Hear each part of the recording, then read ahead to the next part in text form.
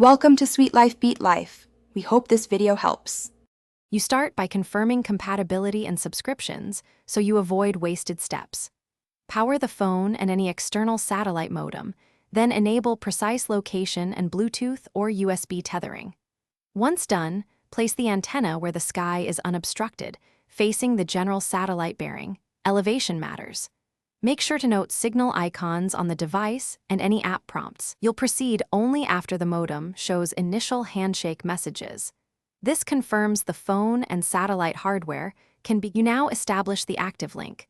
Pair the phone to the satellite modem using the recommended interface and keep cables secure. Open the provider app, follow the on-screen key exchange, and accept permissions. This is the authentication phase, so be patient.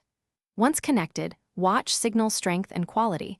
RSSI or SNR values tell you how close you are. Make small antenna adjustments, then wait for the modem to require synchronization. If latency spikes, make sure the phone's power settings don't suspend the link.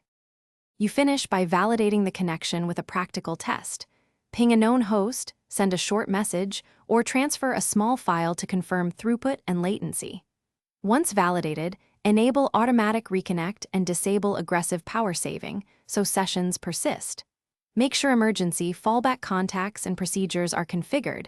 Save any session logs. If things go wrong, try this key troubleshooting tip. Move the antenna a few meters or change azimuth by 10-20 degrees, because small position changes usually fix blockage or multipath issues. Thanks for watching. Consider subscribing if we helped you.